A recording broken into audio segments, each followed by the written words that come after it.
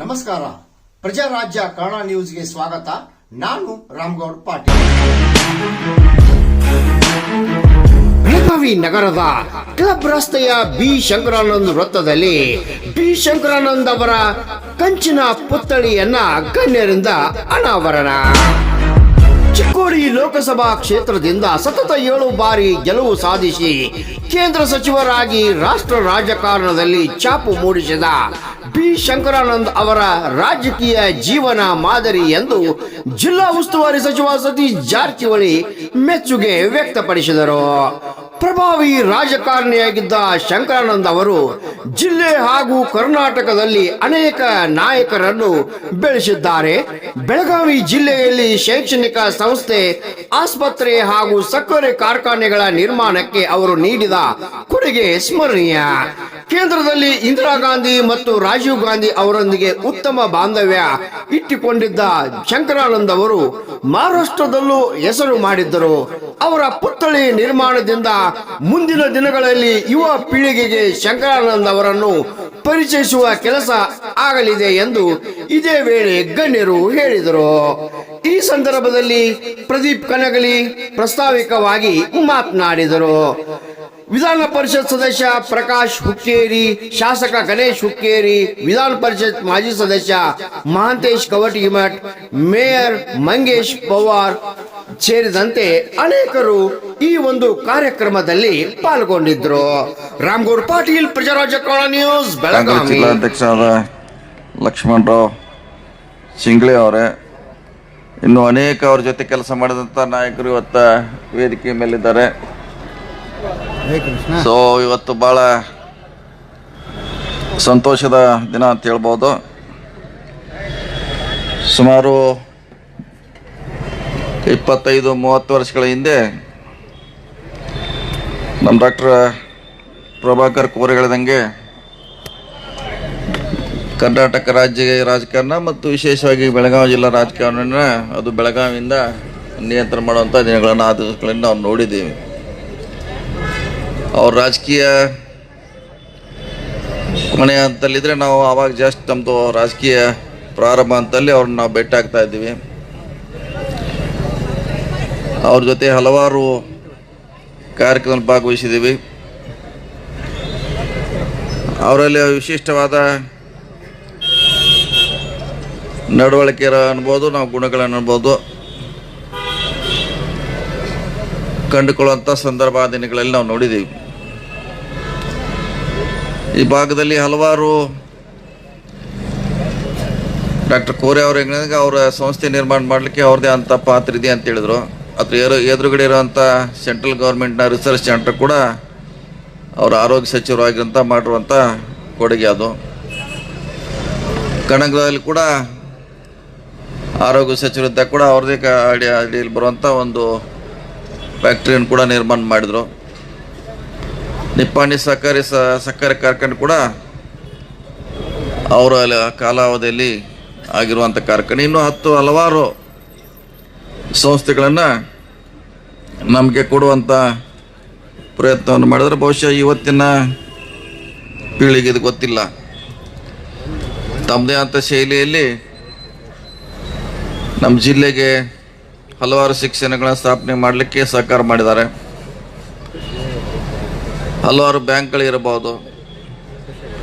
ಆ ಸಂದರ್ಭದಲ್ಲಿ ಸರ್ಕಾರದಿಂದ ಏನು ಅವಶ್ಯಕತೆ ಇದ್ದು ಅವನು ಕೊಡುವಂಥ ಪ್ರಯತ್ನ ನಮ್ಮ ಜಿಲ್ಲೆಗೆ ಮಾಡುವಂಥ, ಮತ್ತು ಜೊತೆಗೆ ಪಕ್ಕದ ಮಹಾರಾಷ್ಟ್ರದಲ್ಲಿ ಕೂಡ ಅವ್ರದ್ದು ಹೆಚ್ಚು ಪ್ರಭಾವಶಾಲಿಗಳಾಗಿದ್ರು. ಅಲ್ಲಿ ಕೂಡ ಸಾಕಷ್ಟು ರಾಜಕೀಯವಾಗಿ ಭಾಳಷ್ಟು ಪ್ರಭಾವಿಗಳಾಗಿ ಕೆಲಸ ಮಾಡಿದ್ದಾರೆ. ಇಡೀ ದೇಶದಲ್ಲಿ ಕೂಡ ಅವರು ಅತ್ಯಂತ ಇಂದಿರಾ ಗಾಂಧಿಗೆ, ರಾಜೀವ್ ಗಾಂಧಿಗೆ ಭಾಳಷ್ಟು ಹತ್ತಿರದ ಸಮೀಪದ ರಾಜಕಾರಣಿಗಳಾಗಿ ಕೆಲಸ ಮಾಡೋದ್ರಿಂದ ಒಂದು ಕಾಲದಲ್ಲಿ ದೇಶದಲ್ಲಿ ಅತ್ಯಂತ ಪ್ರಭಾವಿ ಕೇಂದ್ರ ಸಚಿವರಾಗಿ ರಾಜಕಾರಣಿಯಾಗಿ ಅವರ ಇದನ್ನು ನಾವು ನೋಡಿದ್ದೇವೆ.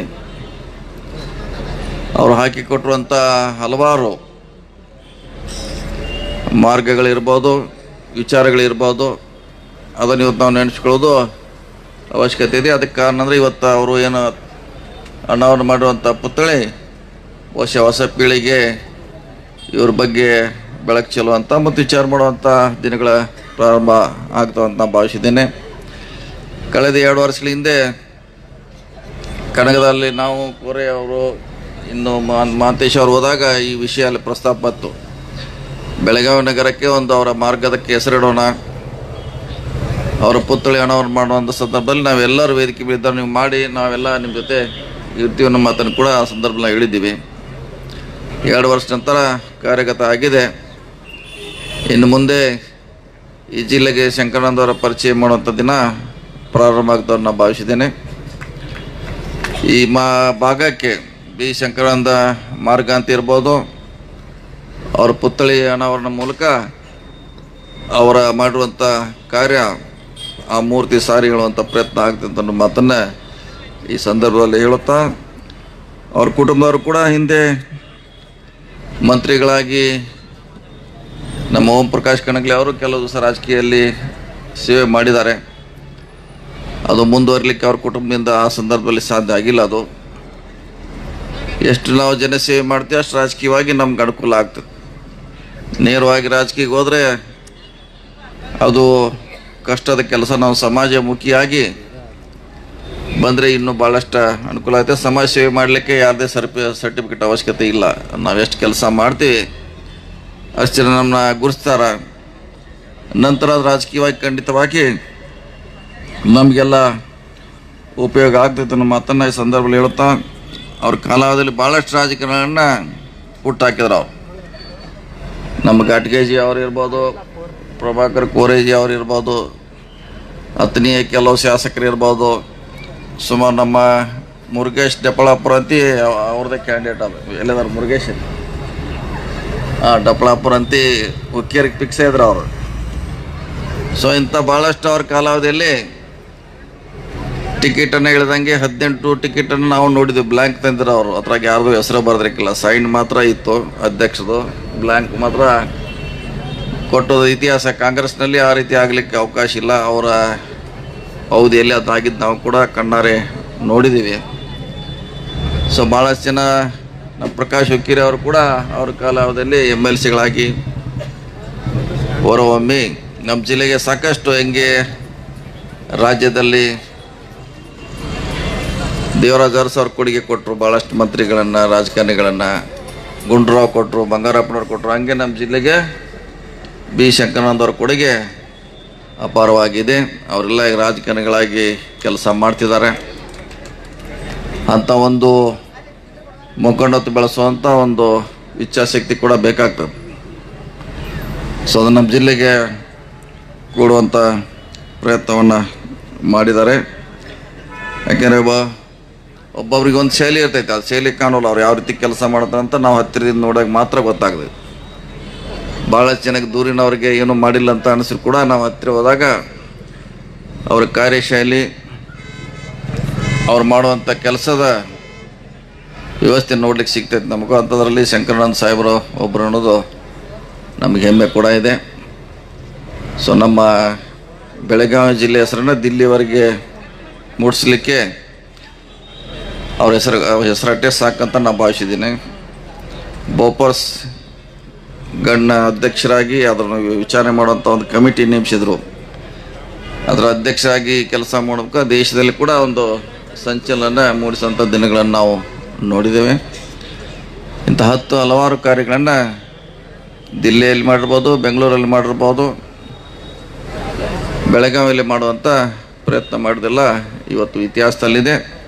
ಆ ಇತಿಹಾಸವನ್ನು ಮತ್ತೆ ನಾವು ಇವತ್ತು ಪ್ರಚಲಿತವಾಗಿ ತರುವಂಥ ಪ್ರಯತ್ನ ನಾವು ಇಲ್ಲಿ ಸೇರುವಂಥ ಬಿ ಶಂಕರಾನಂದ ಅಭಿಮಾನಿಗಳು ಇವತ್ತು ಮಾಡಬೇಕಂತ ತಮ್ಮಲ್ಲಿ ವಿನಂತಿಯನ್ನು ಮಾಡ್ಕೊಳ್ತಾ, ಇವತ್ತು ಎಲ್ಲರ ಸಮ್ಮುಖದಲ್ಲಿ ನಿಮ್ಮೆಲ್ಲರ ಅವರ ಕುಟುಂಬದ ಎಲ್ಲ ಸದಸ್ಯರು ಕೂಡಿ ಒಂದು ಪುತ್ಥಳಿಯನ್ನು ಮಾಡಬೇಕಂತ ಬಹುದಿನಗಳ ಬೇಡಿಕೆ ಅವ್ರದ್ದು. ಕೊನೆಗೆ ಅದು ಇವತ್ತು ಈಡೇರಿದೆ. ಅದನ್ನೇ ನಾ ಹೇಳ್ದಂಗೆ ಅದು ಇವತ್ತಿನ ಪೀಳಿಗೆ ಒಂದು ಕನ್ನಡಿ ಆಗಲಿ, ಒಂದು ದಿಕ್ಸೂಚಿ ಆಗಲಿ, ಒಂದು ಪುಸ್ತಕ ಮಾದರಿ ಆಗಿ ಅದು ಹೊರಹೊಮ್ಮಲಿ ಅಂತ ಇವತ್ತು ಹೇಳ್ತಾ, ಬಹುಶಃ ಅವ್ರಿಗೆ ಎಷ್ಟು ಹೇಳಿದ್ರು ಕೂಡ ಭಾಳಷ್ಟು ಕಡಿಮೆ ಅನ್ನೋ ಮಾತನ್ನು ಹೇಳುತ್ತಾ, ಅವರ ಕುಟುಂಬ ಅವರು ರಾಜಕೀಯದಲ್ಲಿ ಬರಲಿ, ಯಾರೂ ಕೂಡ ತೊಂದರೆ ಇಲ್ಲ. ನಮ್ಮಿಂದ ಸಾಧ್ಯ ಆದಷ್ಟು ಅವ್ರಿಗೆ ಸಹಕಾರ ಸಪೋರ್ಟನ್ನು ಖಂಡಿತವಾಗಿ ಮಾಡ್ತೀವಿ ಅನ್ನೋ ಮಾತನ್ನು ಈ ಸಂದರ್ಭದಲ್ಲಿ ಹೇಳುತ್ತಾ, ಈ ಕಾರ್ಯಕ್ರಮದಲ್ಲಿ ಅಪಾರ ಸಂಖ್ಯೆಯಲ್ಲಿ ತಾವು ಭಾಗವಹಿಸಿದ್ರೆ ಇಷ್ಟು ಜನ ಇಲ್ಲಿ ಅವರ ಅಭಿಮಾನಿಗಳು, ಅವರ ಜೊತೆ ಕೆಲಸ ಮಾಡಿದವರು ಈ ಕಾರ್ಯಕ್ರಮ ತಾವು ಭಾಗವಹಿಸಿದರೆ ತಮಗೂ ಕೂಡ ಅಭಿನಂದಿಸಿ ನನ್ನ ಮಾತು ಮುಗಿಸಿ ನಮಸ್ಕಾರ ಎಲ್ಲರಿಗೂ.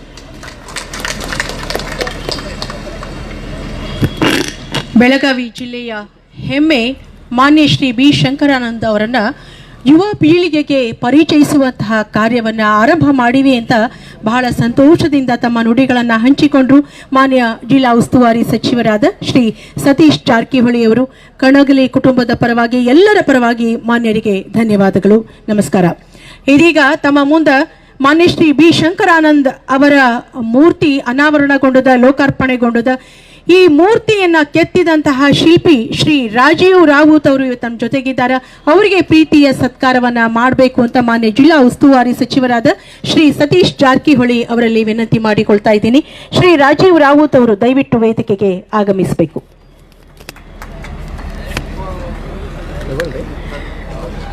ಮಾನ್ಯ ಶ್ರೀ ಬಿ ಶಂಕರಾನಂದ ಅವರ ವ್ಯಕ್ತಿತ್ವ ಕಣ್ಮುಂದೆ ಬರೋದು ಅವರ ಮೂರ್ತಿಯನ್ನ ನೋಡಿದಾಗ. ಅಂಥ ಒಂದು ಸುಂದರ ಮೂರ್ತಿಯನ್ನ ಕಟೆದು ನಿಲ್ಲಿಸಿದಂತಹ ಶಿಲ್ಪಿ ಶ್ರೀ ರಾಜೀವ್ ರಾವುತ್ ಅವರು ತಮ್ಮ ಮುಂದೆ ಇದ್ದಾರೆ. ಜೋರಾದ ಚಪ್ಪಾಳೆಗಳು ಅವರಿಗೆ. ಮಾನ್ಯ ಲೋಕೋಪಯೋಗಿ ಹಾಗೂ ಜಿಲ್ಲಾ ಉಸ್ತುವಾರಿ ಸಚಿವರಾದ ಶ್ರೀ ಸತೀಶ್ ಜಾರಕಿಹೊಳಿ ಹಾಗೂ ವೇದಿಕೆಯಲ್ಲಿರುವ ಎಲ್ಲ ಗಣ್ಯರು ಈ ಕಾರ್ಯವನ್ನು ನೆರವೇರಿಸಿಕೊಡ್ತಾ ಇದ್ದಾರೆ. ಡಾಕ್ಟರ್ ಪ್ರಭಾಕರ್ ಕೋರೆ ಅವರಿಂದ ಪುಷ್ಪಾರ್ಪಣೆ.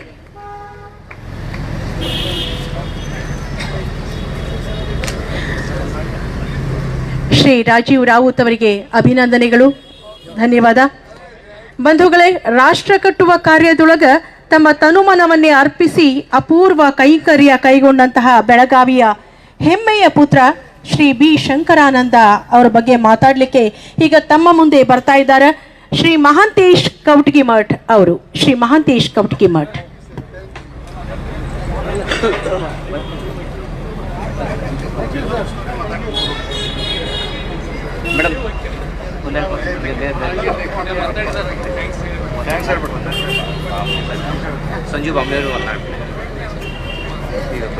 ಶ್ರೀ ಸಂಜೀವ್ ಅವರು ವಂದನಾರ್ಪಣೆಯನ್ನ ಸಲ್ಲಿಸಬೇಕು. ಶ್ರೀ ಸಂಜೀವ್ ಬಾಣೆ ಅವರು ವಂದನಾರ್ಪಣೆಯನ್ನ ಸಲ್ಲಿಸಬೇಕು ಅಂತ ಕೇಳ್ಕೊಳ್ತಾ ಇದ್ದೀವಿ. ಶ್ರೀ ಸಂಜೀವ್ ಬಾಣೆ.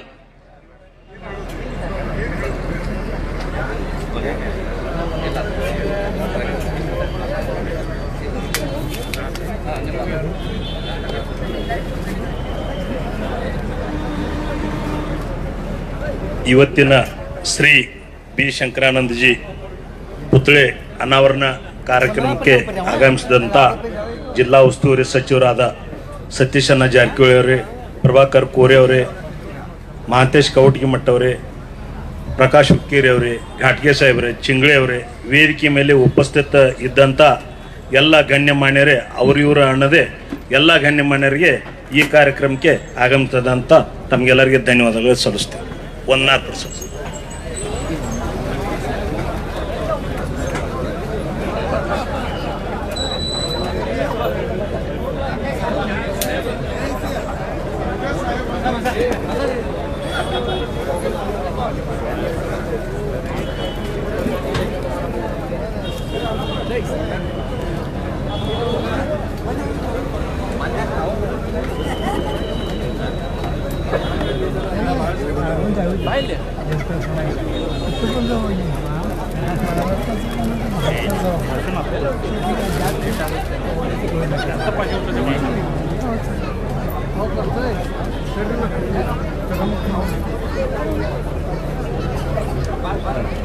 ಅಲ್ಲಿ ಫೋಟೋ ತೆಗೆಸ್ಕೊಡ್ಲ ಎಲ್ಲ ಫ್ಯಾಮಿಲಿ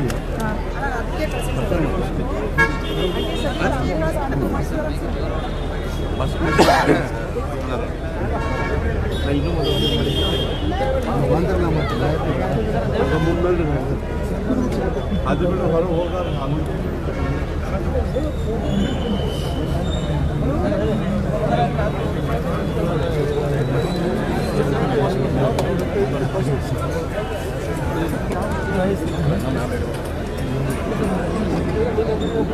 ಎಲ್ಲಕ್ಕಿಂತ ಭಾರಿ ಅಂದರೆ ಇದು ಸಾಹೇಬ್ ಈಗ ಅವ್ರ ಅನುಯಾಯಿಗಳು ಅನ್ಲಕ್ಕ ನೀವು ಒಂದ್ಸಲ ಜನರಲ್ ಸೆಕ್ರೆಟರಿ ಆಗ್ತೀರಿ ಜನರಲ್ ಸೆಕ್ರೆಟರಿ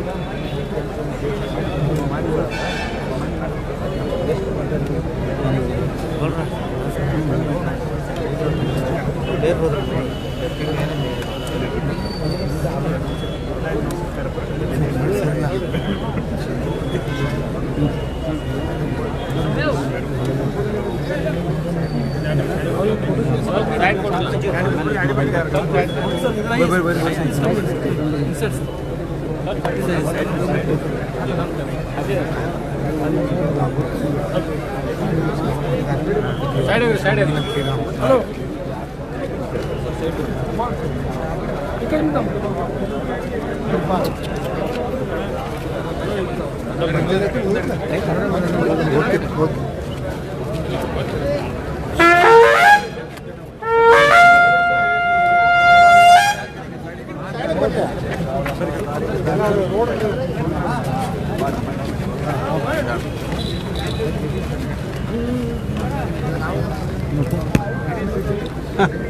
ಸರಿ ಮುಂದೆ ಬರ್ರಿ